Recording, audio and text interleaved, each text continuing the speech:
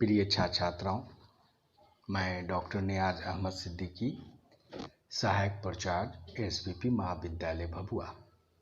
आज मैं आपको स्नातक खंड 3 मनोविज्ञान प्रतिष्ठा के लिए एक महत्वपूर्ण पाठ बतलाने जा रहा हूं, जिसका शीर्षक है प्रकारवाद के विकास में जॉन डीवी के योगदान।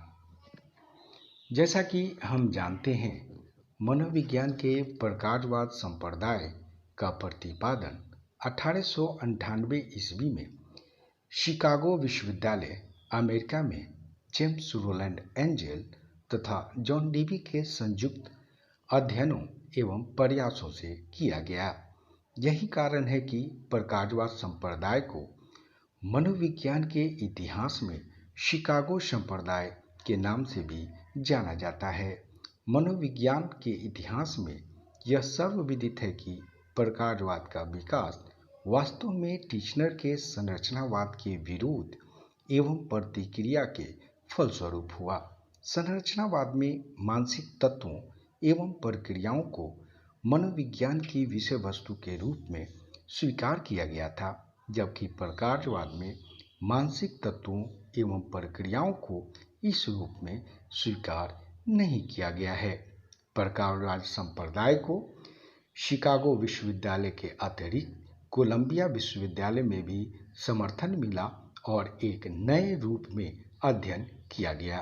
प्रकारवाद मनोविज्ञान का एक ऐसा संप्रदाय है जिसके अंतर्गत यह बतलाया गया कि मानसिक तत्व एवं प्रक्रियाएं गतिशील होती हैं, एक निश्चित उद्देश्य के लिए होती हैं तथा निरंतर घटित होती रहती हैं। इनके अध्ययन के फलस्वरूप सफलता मिलती है। प्रकारवाद के अध्ययन की दार्शनिक पृष्ठभूमि फलवाद ही है। प्रकारवाद संप्रदाय वास्तव में एक ऐसा संप्रदाय है जिसका मुख्य कार्य यह जानना है कि मानसिक क्रियाएं कैसे तथा क्यों होती हैं, इनकी उपयोगिताएं क्या हैं, आदि आदि। प्रकारवाद संप्रदाय के अंतर्गत मन की संरचना की ओर ध्यान नहीं दिया जाता है, बल्कि यह माना जाता है कि मन यानी माइंड और शरीर यानी बॉडी में एक ऐसा समंजन या एडजस्टमेंट पाया जाता है जिसके आधार पर व्यक्ति या प्राणी की समस्त मानसिक क्रियाएं होती हैं। प्रकारवाद मन तथा शरीर को दो भिन्न तत्व नहीं मानता है, बल्कि इन दोनों को एक ही तंत्र के रूप में स्वीकार करता है, जो बाह्य दृष्टि से दो प्रतीत होते हैं परंतु वास्तव में एक होते हैं। व्यक्ति या प्राणी की समस्त क्रियाएं दोनों के समंजन या एडजस्टमेंट से ही क्रियान्वित होती हैं। प्रिय छात्र छात्राओं, अब हम ये जानने की कोशिश करेंगे कि प्रकारवाद के विकास में जॉन डीवी के क्या योगदान रहे हैं। जैसा कि हम जानते हैं, जॉन डीवी प्रकारवाद के संस्थापकों में एक प्रमुख संस्थापक हैं, जिन्होंने जेम्स रोलैंड एंजेल के साथ मिलकर अमेरिका के शिकागो विश्वविद्यालय में इस संप्रदाय की नींव रखी और मनोविज्ञान की उपयोगिता पर बल डाला। जॉन डीवी ने प्रकारवाद के अंतर्गत यह बतलाया कि मनोविज्ञान का अध्ययन इसलिए किया जाना चाहिए क्योंकि इसका अध्ययन समाज एवं व्यक्ति के लिए महत्वपूर्ण एवं उपयोगी होता है। प्रकारवाद के अंतर्गत जॉन डीवी ने इस बात की पुष्टि की थी कि मनोविज्ञान के अध्ययन के द्वारा व्यक्ति और समाज की समस्याओं को आसानी से सुलझाया जा सकता है। प्रकारवाद संप्रदाय के विकास में जॉन डीवी का दृष्टिकोण सामान्यतः फलवादी था, क्योंकि जॉन डीवी शुरू से ही फलवादी दृष्टिकोण में विश्वास रखते थे। प्रकारवाद के विकास में जॉन डीवी के योगदानों को हम अनेक रूप में दिखला सकते हैं या समझ सकते हैं। जैसे मानसिक कार्यों में निरंतरता की व्याख्या सर्वप्रथम जॉन डेवी ने ही की थी। उद्दीपन और अनुक्रिया स्टिमुलस एंड रिस्पॉन्स की भी व्याख्या अपने ढंग से जॉन डेवी ने की थी। पर्यावरण में समंजन या एडजस्टमेंट होता है, इस बात की भी पुष्टि अपने अध्ययनों के आधार पर जॉन डेवी ने प्रकाशवाद के अंतर्गत किया था। अब हम एक एक करके इन तीनों योगदानों को जानने की कोशिश विस्तृत रूप में करेंगे।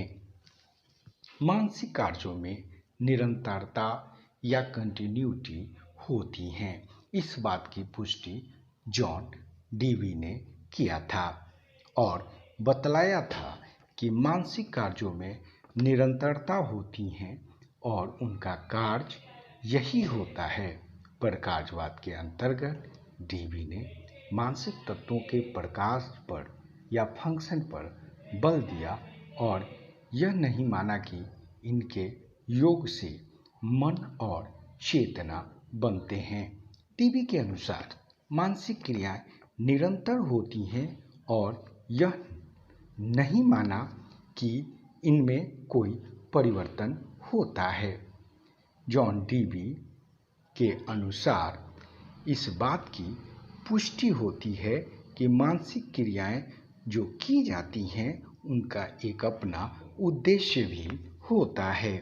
जॉन डेवी ने प्रकाशवाद के अंतर्गत जीव और उसके पर्यावरण के बीच प्रकाशात्मक या फंक्शनल रिलेशनशिप की चर्चा की।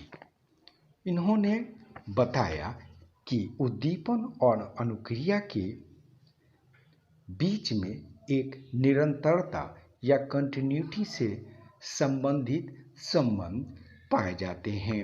सुविधा के ख्याल से हम मनोविज्ञान में पृथक पृथक इन्हें संबोधित करते हैं।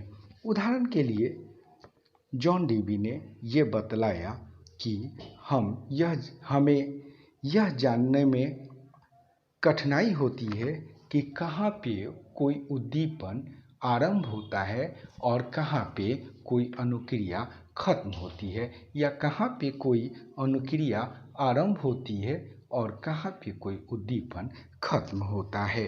जॉन डेवी ने प्रकाशवाद के अंतर्गत पर्यावरण में समंजन या एडजस्टमेंट की बात की थी और बतलाया कि जीव और उनके पर्यावरण के बीच प्रकाशात्मक संबंध फंक्शनल रिलेशनशिप पाया जाता है। जीव या प्राणी की समस्त मनोवैज्ञानिक क्रियाएं पर्यावरण के साथ समायोजन स्थापित करने का प्रयास करती हैं। बुद्धि के संबंध में प्रकाशवाद के अंतर्गत जॉन डेवी ने बतलाया था कि बुद्धि केवल एक मानसिक योग्यता ही नहीं होती है, वरन बुद्धि भविष्य विषय कार्यों में व्यवस्था और निर्देशन लाने का भी प्रयास करती है। इसलिए बुद्धि का संबंध निर्णय के नियमों और सिद्धांतों से संबंधित होता है। इस प्रकार इन योगदानों को देखते हुए यह कहा जा सकता है कि जॉन डेवी ने प्रकाशवाद के विकास में अपनी महत्वपूर्ण भूमिका निभाई। जॉन डेवी के द्वारा महत्वपूर्ण प्रारूपों के आधार पर मनोविज्ञान की व्याख्या की गई। जॉन डेवी प्रकाशवादी बातों की व्याख्या जेम्स रोलैंड की तुलना में अधिक वैज्ञानिकता के आधार पर नहीं कर पाए थे। जॉन डेवी ने प्रकाशवाद के केवल प्रारंभिक स्वरूप पर ही प्रकाश डाला था। आशा करते हैं आज का ये पाठ आपके लिए उपयोगी सिद्ध होगा। बहुत बहुत धन्यवाद।